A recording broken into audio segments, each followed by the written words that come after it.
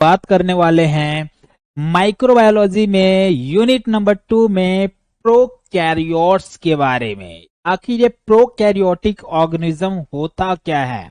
आ जाओ।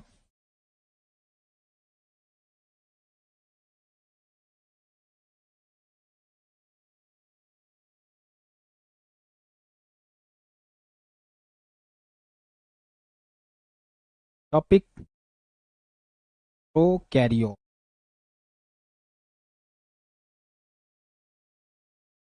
Prokaryotes. What is prokaryotes? तो prokaryotes का मतलब होता है कि मतलब एक एक करके समझते हैं सारे पॉइंट को कि प्रोकैरियोट जो होता है वो है क्या चीज। पहली बात तो जो जितने ये मतलब ये ऑर्गेनिजम्स है ना, ह्यूमन बींग को छोड़ के बहुत सारे ऐसे ऑर्गेनिज्म हैं जो, या ह्यूमन या एनिमल्स को छोड़ के बहुत सारे ऐसे ऑर्गेनिज्म हैं जो प्रोकैरियोट्स होते हैं। ठीक है। और प्रोकैरियोट्स जो होता है कि मतलब इसके अंदर क्या होता है कि कुछ सेल्युलर स्ट्रक्चर्स होते हैं, जैसे कि एक मिनट। हाँ, प्रोकैरियोट्स या फिर यूकैरियोट्स की बात करूं तो जितने भी ये संसार में जो जीवित लोग हैं ना, या जीवन है, ये सेल से होती है। और ये सेल दो तरह से हैं, एक यूकैरियोट एक प्रोकैरियोट। तो हम बात कर रहे हैं प्रोकैरियोट की। सर ये प्रोकैरियोट जो होता है उसमें और यूकैरियोट दोनों में अंतर क्या है, हम एक एक करके समझते हैं। आ जाओ, ठीक है। उसी से दोनों क्लियर हो जाएगा। अंतर जब बात करेंगे तो दोनों चीज क्लियर हो जाएगा, यूकैरियोटिक भी और प्रोकैरियोटिक भी। दोनों में क्या अंतर है ये समझ लेते हैं, ठीक है। उसी से सब चीज क्लियर हो जाएगा।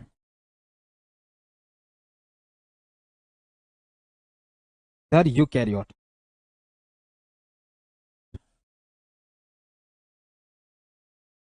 में डालते हैं यूकैरियोट्स एंड प्रोकैरियोट।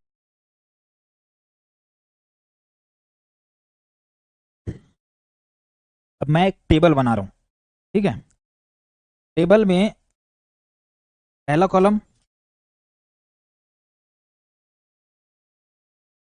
दूसरा कॉलम, तीसरा कॉलम, ठीक है।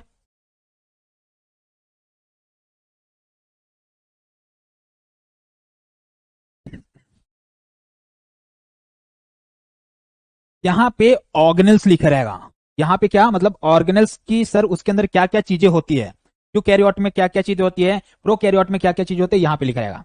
तो ऑर्गेनल्स यहाँ पे यूकैरियोट, एंड देन यहाँ पे प्रोकैरियोटिक सेल।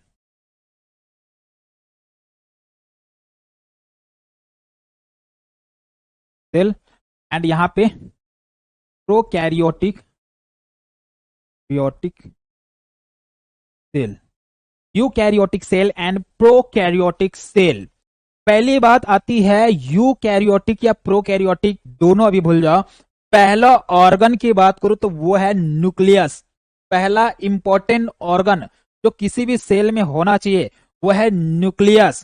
तो बताओ बेटा, न्यूक्लियस किस में होता है और किस में नहीं होता है?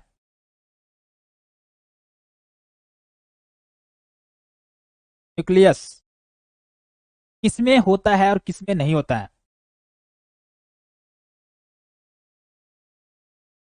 तो जितने हमारे में न्यूक्लियस है क्या, हम यूकैरियोट है ना, तो हमारे अंदर न्यूक्लियस होता है क्या सेल के अंदर? आपने, आप सभी ने सबसे पहले एनाटॉमी फिजियोलॉजी पढ़ी है। तो एनाटॉमी फिजियोलॉजी में आपने पढ़ रखा है कि न्यूक्लियस क्या होता है, सभी ने पढ़ा है कि नहीं? तो मुझे बताओ, हमारे शरीर में न्यूक्लियस होता है कि नहीं होता है? ऑफ कोर्स होता है ना? कोई जवाब क्यों नहीं दे रहा यार इतने टाइम से? यहाँ पे सलीना, लक्ष्मी, ऋचा या विकास, सारे लोग तो है, जवाब ही नहीं देता। हाँ अभी आया ना। तो मैं क्या बोल रहा था कि हमारे शरीर में जो सेल है उनमें न्यूक्लियस होते हैं कुछ को छोड़ के, बाकी में न्यूक्लियस होते हैं पूरे में। क्योंकि हम एक यू, हमारा पूरा बॉडी यूकैरियोटिक सेल से बना हुआ है, और यूकैरियोटिक सेल में न्यूक्लियस प्रेजेंट होता है। तो यहां पे क्या लिखूंगा, न्यूक्लियस प्रेजेंट। यहाँ पे न्यूक्लियस प्रेजेंट। सर प्रोकैरियोटिक में न्यूक्लियस होता है क्या? थोड़ा बहुत इधर उधर से नहीं, नहीं होता है। तो एब्सेंट, एब्सेंट। जो प्रोकैरियोटिक सेल है उसमें न्यूक्लियस नहीं, मतलब नहीं होता है। दूसरी बात, क्रोमोसोम की बात आती है।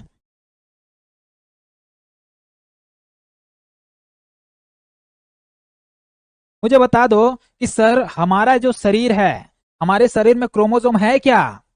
कितने हैं? मतलब हमारा जो सेल है उसमें क्रोमोसोम कितने हैं? एक से ज्यादा होता है क्या? बिल्कुल सर, एक से ज्यादा होता है। तो यहां पे मोर देन वन। जबकि सर प्रोकैरियोटिक सेल में एक सिंगल सिंगल क्रोमोसोम होता है। ठीक है, सिंगल क्रोमोसोम होता है। ह्यूमन सेल में आपने सुना ही होगा भाई कि 22 गुणसूत्र होते हैं, मतलब 23 जोड़े होते हैं यार, 22 बोलता हूँ, 23 जोड़े होते हैं, मतलब टोटल 46 होते हैं। लेकिन आपका जो प्रोकैरियोट्स है ना उसमें सिंगल रहता है, और जो सिंगल रहता है ना उसको हम प्लाज्मिड बोलते हैं। क्या बोलते हैं? प्लाज्मिड। क्या बोलोगे? प्लाज्मिड। ठीक है। नेक्स्ट, अगला सेल टाइप की बात आता है, मतलब यूनिसेल्युलर मल्टी सेल्युलर। आप बताओ यूकैरियोट मल्टी सेल्युलर होगा या यूनिसेल्युलर होगा?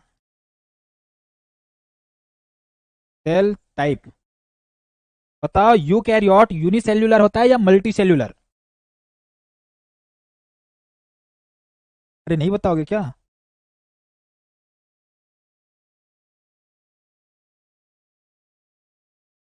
और बहुत सारे बच्चे ऐसे हैं जो रेगुलर क्लासेस अटेंड नहीं कर रहे हैं, फिर बाद में ऐसा ना हो कि भाई सर हमको तो समझ नहीं आया सर, हमको तो आज की क्लास समझ नहीं आ रहा है सर, ऐसे मत बोलना ना। क्योंकि मैं शुरुआत में ही बोला हूं कि जो बच्चा शुरू से क्लास अटेंड करेगा उसको आगे की चीजें बेहतरीन समझ में आती रहेगी। लेकिन जो बच्चा क्लास आज अटेंड किया, कल थोड़ा बहुत अटेंड किया, परसों अटेंड ही नहीं किया, फिर अगले दिन अटेंड नहीं किया, फिर अगले 4-5 दिन बाद आता है और बोलता है कि हाँ समझ आएगा, पहले ही जो चीज बता रखा है वो सब आपने पढ़ा ही नहीं है। लाइक अभी मैं बोलूं कि आपने सेल का स्ट्रक्चर, एनाटॉमी, फिजियोलॉजी आपने पढ़ा है, तो सेल का स्ट्रक्चर अगर आपने अच्छे से नहीं पढ़ा है तो न्यूक्लियस क्या है ये भी नहीं समझ आ रहा होगा, है ना? तो भाई इसीलिए जो भी पढ़ाया जा रहा है, जैसे अभी माइक्रोबायोलॉजी पढ़ रहे हो ना, अच्छे से पढ़ लो।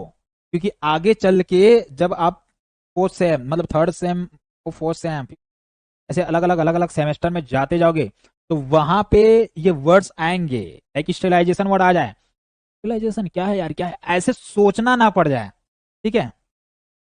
अच्छा सालिया बनो, कॉलेज जाते हैं, कोई बात नहीं बेटा, कॉलेज जाते हैं, कॉलेज से जब वापस आते हैं ना उसके बाद पढ़ लिया करो, रिकॉर्डेड क्लास तो रहता ही है उसमें, ऐप के अंदर। ठीक है।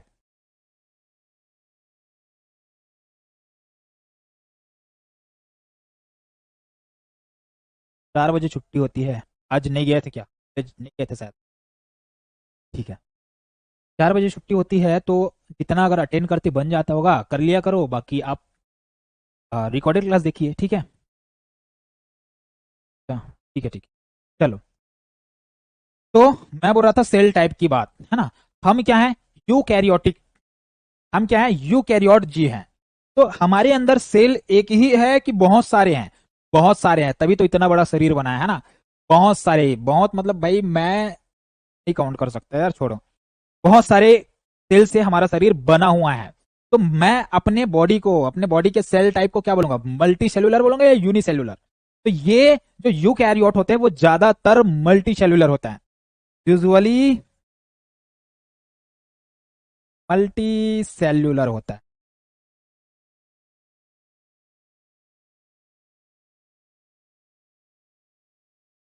अच्छा, तो ये कैसे होता है? ये ज्यादातर यूनिसेल्यूलर होता है। तो यूजुअली, यूजुअली यूनिसेल्यूलर, यूनिसेल्यूलर मतलब एक एक सिंगल सेल रहेगा, एक सिंगल अकेला, है ना? तो ऐसे ज्यादातर होता है प्रोकैरियोटिक जो सेल होते हैं। सर अगली बात जो रहती है, क्या लाइसोसोम होता है? बताओ, इसमें से लाइसोसोम दोनों में होता है या दोनों में ही नहीं होता, या दोनों में से एक में होता है? बताओ किस में होता है लाइसोसोम? मैं रिस्पॉन्स की चाह रखता हूँ बेटा आप लोगों से। ठीक है। जो भी मैं ऑर्गेनल्स के नाम लेता हूँ आप लोग बताया करो ना यार फटाक से कि सर ये वाला इसमें रहेगा नहीं रहेगा, जो भी है। दिनेश कुमार, मंदावी, ऋचा, लक्ष्मी, तालिया, बानो, सब रिस्पॉन्स किया करो, ठीक है। लाइसोसोम की बात करते हैं।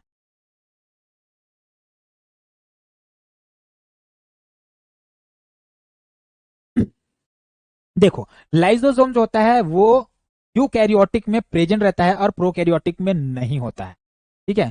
तो here present and here absent. अगला,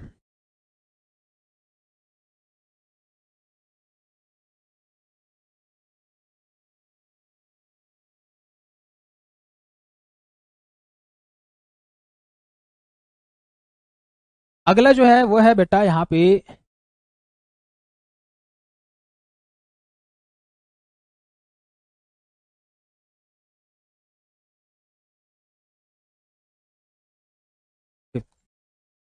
फिफ्थ जो ऑर्गेनल है वो है आपका,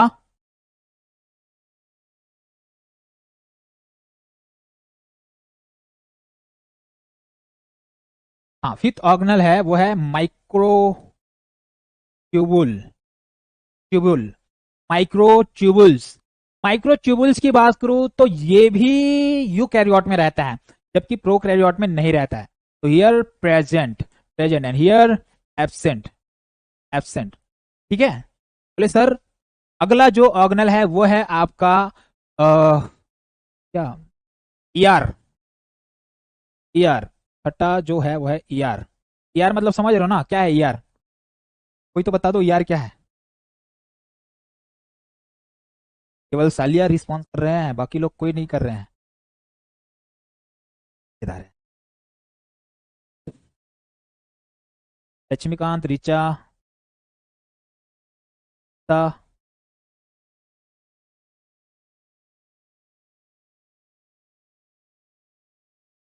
रिस्पॉन्स किया करो भाई, रिस्पॉन्स करने में क्या जा रहा है।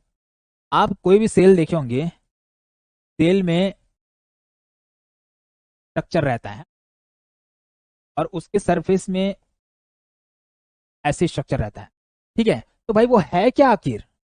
वो है आपका ईआर। ईआर मतलब एंडोप्लाज्मिक रेटिकुलम, ईआर मतलब एंडोप्लाज्मिक रेटिकुलम, याद रखना। अब ये एंडोप्लाज्मिक रेटिकुलम हमारे शरीर में होता है क्या? बिल्कुल होता है, होता है।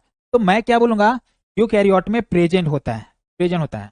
लेकिन यहां, यहां भी प्रेजेंट होता है क्या? नहीं सर, यहां एब्सेंट होता है, एब्सेंट होता है।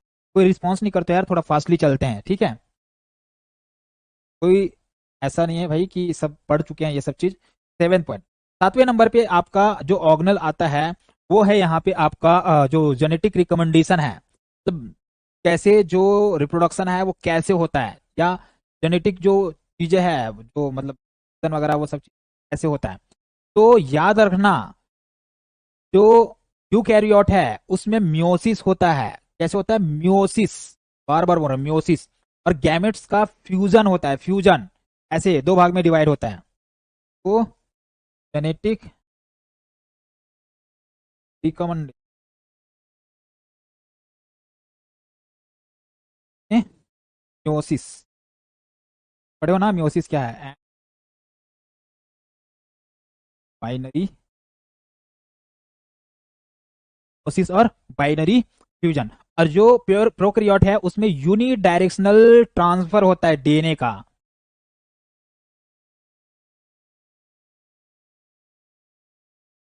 ट्रांसफर ऑफ डीएनए, डीएनए, ठीक है। और सर नेक्स्ट आता है अगला ऑर्गेनल। नेक्स्ट जो ऑर्गेनल है वो है राइबोसोम। राइबोसोम जो है वो दोनों में प्रेजेंट होता है। अभी तक हमने सभी को बात किया कि भाई सब अच्छा, एक इससे पहले एक और बात कर लो, mitochondria, very important. Mitochondria, mitochondria हमारे शरीर में होता है क्या? हाँ सर है ना। माइटोकॉन्ड्रिया ऊर्जा का घर बोला जाता है, सुने होंगे, है ना। ऊर्जा का घर, शरीर में सेल में ऊर्जा का घर किसे बोलेंगे? माइटोकॉन्ड्रिया को, या power house of cell, mitochondria. तो माइटोकॉन्ड्रिया हमारे में रहता है, तो यहां क्या आएगा? Present, present. जबकि प्रोकैरियोट में नहीं रहता है, तो एब्सेंट, एब्सेंट। सर इसके बाद जो मजेदार बात आने वाली है वो है सर राइबोसोम की, राइबोसोम की। राइबोसोम की बात करूं तो राइबोसोम प्रोटीन बनाता है, और प्रोटीन भाई सबके लिए जरूरी है। Babita Batra, good evening dear. Class start हुए कितनी टाइम हो? 20 मिनट हो गया बेटा, लगभग 20 मिनट हो गया है क्लास स्टार्ट हुए। आज आप गायब थे यार, पता नहीं कहाँ थे, कॉलेज गए थे क्या? पूरे बच्चों में रिस्पॉन्स करने वाले भाई बबीता है, रोज क्लास अटेंड कर रहे हैं, रोज क्लास आते हैं, रोज रिस्पॉन्स करते हैं। तालिया बानो आज क्लास आए हैं, वो भी रिस्पॉन्स कर रही है। मैं यही चाहता हूं कि आप सभी रिस्पॉन्स करें। रिस्पॉन्स करने के लिए मैं क्यों बोल रहा हूं पता है? जो बच्चा रिस्पॉन्स करता है उस बच्चे को चीजें ज्यादा याद रहता है, और फोकस सीधे क्लास में रहता है। ठीक है, जो बच्चा कोई रिस्पॉन्स नहीं कर रहा है, मतलब चुपचाप बैठा है, क्या पता ध्यान गार्डन में गया होगा, क्या पता ध्यान किसी मूवी पे गया होगा, ये वाली मूवी रिलीज हुई, क्या पता कुछ और चल रहा हो। मतलब मन तो चंचल है ना, अगर कोई चीज पे ध्यान नहीं लगाओगे, मतलब कोई चीज पे फोकस नहीं करोगे, तो ये मन कहीं भी चला जाएगा। मन बड़ा चंचल है, मन मतलब माइंड हमारा कंट्रोल में नहीं रहेगा अगर आप इसको फोकस नहीं करोगे। इसीलिए एक डायरेक्शन पे फोकस रखो, ध्यान दो, रिस्पॉन्स करो, कुछ कुछ बोलो, तब इधर ध्यान रहेगा, नहीं तो भाई बस देखते रहो। इससे क्या है, हमारा जो फोकस है वो बिगड़ जाता है, और फोकस बिगड़ने से भाई हमारा मन जो है, बोला ना, चंचल है, कहीं भी चला जाएगा, इधर जाएगा उधर जाएगा, उधर जाएगा कहीं भी जाएगा। ठीक है, इसीलिए फोकस करो, रिस्पॉन्स किया करो। ठीक है। अच्छा, कॉलेज से आते आते लेट हुआ, कोई बात नहीं बच्चा, चलो आ जाओ। अब रिस्पॉन्स करेंगे सारे लोग, उम्मीद करता हूँ। तो मैं बोल रहा था राइबोसोम की बात। अब राइबोसोम में होती है प्रोटीन। अब प्रोटीन तो भाई इसको भी चाहिए, इसको भी चाहिए, इस सेल को भी चाहिए, इस सेल को भी चाहिए, है ना? तो दोनों सेल को चाहिए, लेकिन बात आती है ये राइबोसोम बड़ी कौन सी सेल में होती है? तो ये जो यूकैरियोटिक सेल है, इसमें बड़े होते हैं, larger in eukaryotic cell and smaller in prokaryotic cell. जो प्रोकैरियोटिक सेल है, उन प्रोकैरियोटिक सेल में जो राइबोसोम है वो छोटे होते हैं। तो सर इसके बाद बात आती है फ्लैजेला की। फ्लैजेला मैंने दिखाया था ना, ऐसे होता है। ये मान लो ये बैक्टीरिया है, तो इस बैक्टीरिया में ऐसे फ्लैजेला होता है। ये flagella for the movement, movement के लिए होता है। तो एक चीज मैं बता दूं, जो यूकैरियोटिक सेल होता है ना, उस यूकैरियोटिक सेल में और प्रोकैरियोटिक सेल में, दोनों में ही फ्लैजेला प्रेजेंट होता है, दोनों में ही फ्लैजेला प्रेजेंट होता है। ठीक है, तो याद रखना, यहां भी आएगा प्रेजेंट, यहां भी आएगा प्रेजेंट। ठीक है, मतलब दोनों जगह पे फ्लैजेला प्रेजेंट होता है। ओके, नेक्स्ट इसके बाद जो अगला आता है वो है सेल का साइज। यूकैरियोटिक सेल का साइज कितना होगा, प्रोकैरियोटिक सेल का साइज कितना होगा? तो साइज भी भाई जाहिर सी बात है बड़ी यहां पे होगी। ठीक है, इसका साइज बड़ा रहेगा और इसका साइज छोटा रहेगा। तो नंबर पे सेल साइज,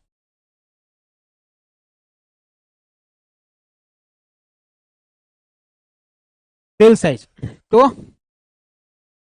लार्जर, लार्जर, क्योंकि ऑर्गेनल्स बहुत सारे रहते हैं इसीलिए लार्जर रहेगा, और ये स्मॉलर रहेगा, स्मॉलर रहेगा। और लगभग रेंज की अगर मैं बात करूं, तो रेंज में लगभग लगभग ये 10 से लेकर 100 माइक्रोमीटर तक हो सकता है। 10 to 100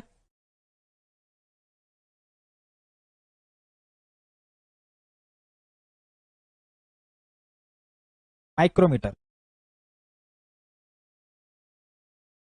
10 to 100 माइक्रोमीटर ये बना दे, 10 to 100 माइक्रोमीटर। सर ये कितना होता है? ये होता है 1 to 10 माइक्रोमीटर तक का। ठीक है, 1 to 10 माइक्रोमीटर, और कभी कभी 20 तक भी जा सकता है ना। कंफ्यूज मत हो जाना, सर तो 10 बताए थे, ये तो भाई 20 तक का बड़ा है। तो रेंज में ज्यादातर भाई ऐसे ही, मतलब बुक में आपको 1 to 10 माइक्रोमीटर तक देखने को मिलेगा। कभी कभी कोई कोई ऐसा होता है जो 20 माइक्रोमीटर तक का हो सकता है, लेकिन रेयर है। ठीक है, ओके। इसके बाद अगला जो स्ट्रक्चर आता है वो है वैक्यूल्स। वैक्यूल्स आपने पढ़ा होगा, वैक्यूल्स वर्ड। वैक्यूल्स भी दोनों में ही होता है, लेकिन बड़े सेल में वैक्यूल्स बड़ा रहेगा, छोटे सेल में वैक्यूल्स छोटा रहेगा।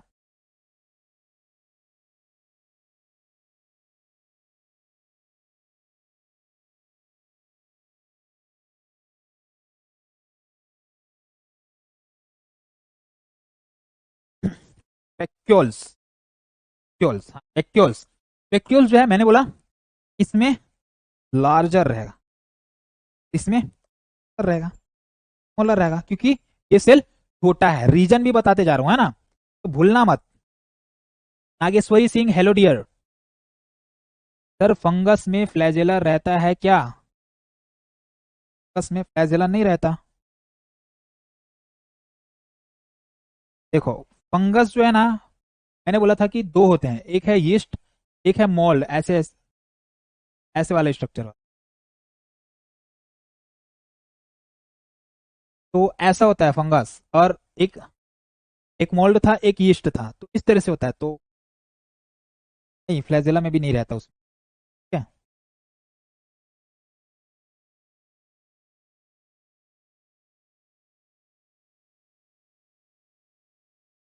ओके।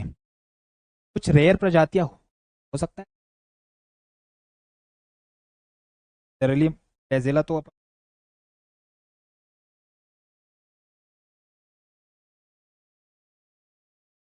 नेक्स्ट, तो ये वैक्यूल्स की बात होगी। सर वैक्यूल्स के बाद में अगला जो है वो न्यूक्लियर मेम्ब्रेन है। तो एक बात मुझे बताओ, जिसमें न्यूक्लियस रहेगा उसी में तो न्यूक्लियर मेम्ब्रेन रहेगा। जिसमें न्यूक्लियस है ही नहीं, उसमें न्यूक्लियर मेम्ब्रेन कहां से आ जाएगा? तो बताओ, न्यूक्लियस किस में नहीं होता? प्रोकैरियोटिक में न्यूक्लियस नहीं होता ना। तो अगला है,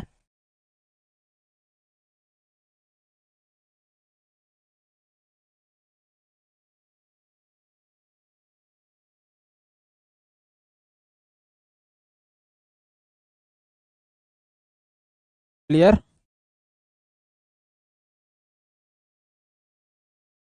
ठीक है। यहाँ पे क्या रहता है? प्रेजेंट रहता है, और यहाँ पे एब्सेंट। सिंपल बात है। इन सारे पॉइंट से आपको समझ आ गया होगा कि यूकैरियोटिक सेल क्या है और प्रोकैरियोटिक सेल क्या है। Eukaryotic and prokaryotic both are different. अब लास्टली मैं बताना चाहूंगा एग्जाम्पल, सैंपल कि सर यूकैरियोटिक सेल का एग्जाम्पल क्या है। हम ह्यूमन खुद एग्जाम्पल है, ठीक है। तो एनिमल, प्लांट, ह्यूमन, ये सब क्या है? यूकैरियोटिक सेल है। सर प्रोकैरियोटिक का एग्जांपल बता दो। बैक्टीरिया, शुरुआत में ही बैक्टीरिया के बारे में जब बताया था तभी मैंने बोल दिया था कि बैक्टीरिया यूनिसेल्युलर होता है, तो वो यू सॉरी प्रोकैरियोटिक सेल है, ठीक है। तो एग्जांपल में लिख लो बैक्टीरिया, बैक्टीरिया, ठीक है, ओके। तो ठीक है, इतना याद रखेंगे।